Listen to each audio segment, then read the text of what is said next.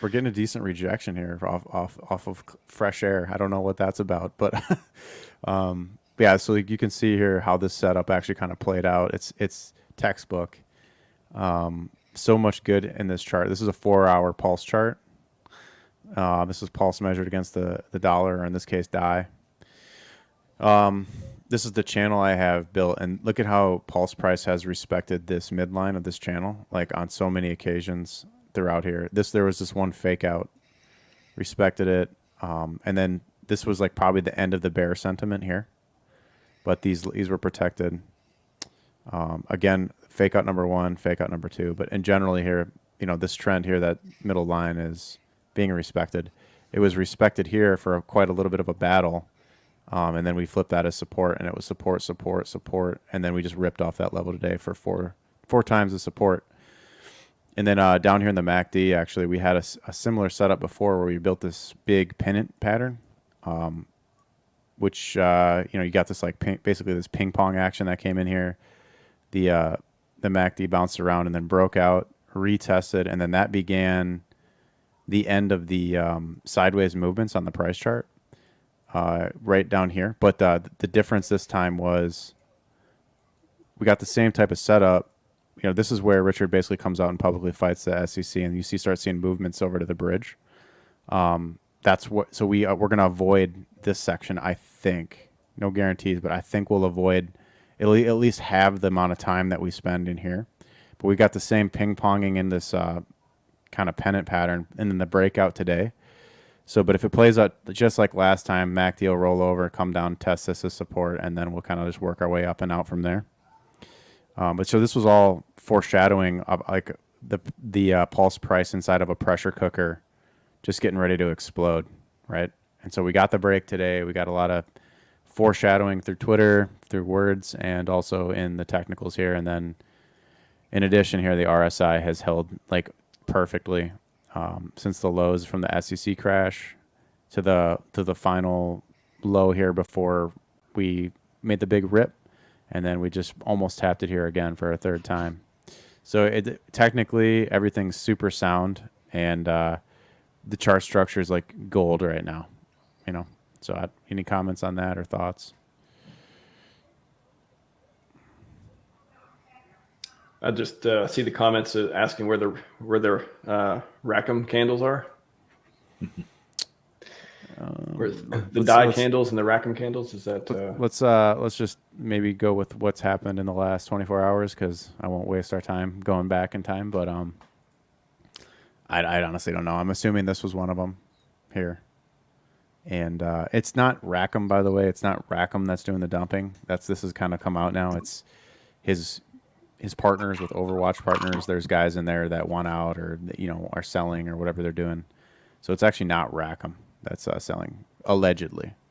Good clarification. And because I don't have proof, but that makes sense to me.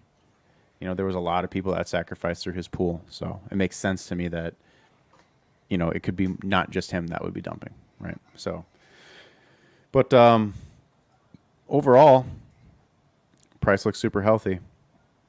On Pulse here, we're basically at that level here on the daily that we need to break above and hold, which would be resistance, resistance, resistance, and we need to basically get above here, close above, and then we could go sideways. But typically how these happen is you'll wake up tomorrow and it'll either fill the wick or it'll create a doji, and then the day after it's going to go up and like all the way up in here and test the upper band here of this channel. It's just this kind of a forceful move in the market with this kind of volume.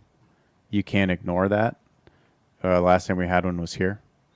So, we'll close this candle today, probably green in the volume. And then last time we had a similar thing. We had a couple red days, but chances are it's going to hold. And this thing's going to go higher. I would say based on the trajectory we're on currently, we could be seeing like all-time highs within 2 weeks, probably sooner. So you calculate Richard's infusion of capital like in your math? Is that how you're doing it, or are you talking about just organic growth through the people's interaction? Well, if the OA only allocated 1.2 million and that resulted in like a 23% move on the wick, and it closes here at plus 15%. But yet the volume here candle is $14.332 million traded. We could assume that 60% to 70% of that was green volume. Like you're looking at, he only influenced like 1/6 to 1/8 of that move. And that's how this happened last time too, is, those comments come through and the OA makes a move and buys, but it's the market that takes it higher. So he just shoots off the flare, and all the money that follows is the market. So it's kind of cool. If 1.2 million equals that, but the kind of ammunition that the SAC wallet has, I'm just basically saying that how I get that level is I just taken a bars pattern from that volume candle there to there, equalizing it, and then running that to the edge. I mean, it just takes you direct. It just takes you right to all-time high. It's like mathematical perfection. Yeah. In terms, well, he did the same thing with Hex early on, so we know Richard knows how to do the thing. So it's just, he's the same guy. He's not going to reinvent the wheel. If it works, right? Yep. And so he's broken down the math before, and I mean, I created a coin that did 2 billion X against Pulse, so it's like I know how these things work, and he's talked about it at length about how the price moves as a function of a square. It gets difficult to calculate the downstream effects of a price movement from just one market buy when you consider all of the pairs that's connected together now, because Pulse's liquidity is so deep across so many pairs. But if you could just break it down simply to one pair, Pulse versus DAI, and just look here at, there's $15 million of DAI paired against $15 million of Pulse. If you add $15 million, it's going to 4x the price. When you double one side, you have the other 4x the price. So that's how the math breaks down.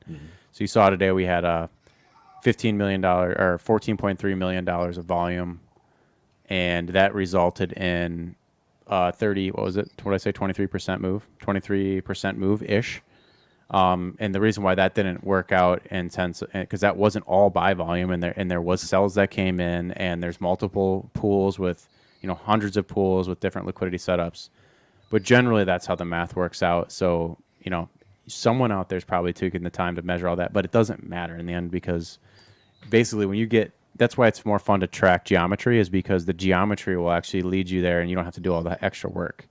It's just going to play out because you got the same users, same actors, except you're adding more attention. So like the more we live in an attention economy, the more attention that comes to the chart, the higher it goes, the more momentum, the more attention, and all the indicators are saying that. That's why this RSI is up here at 60 and not down here at 41, because it's showing you the relative strength of the market over time. Same with the MACD. It's like it's showing you that we haven't even crossed bullish here on the MACD yet on the daily. So like we haven't even seen the move. That was just the breakout candle to kind of absorb supply at that level, which creates a scarcity event, a shakeup, and then the new attention, the new funds flowing in will basically, you can extrapolate out what happened last time when we got a bull cross. So you could look here to this area, this area, this area. Anytime you get the blue line to cross above the orange line is a potential setup for another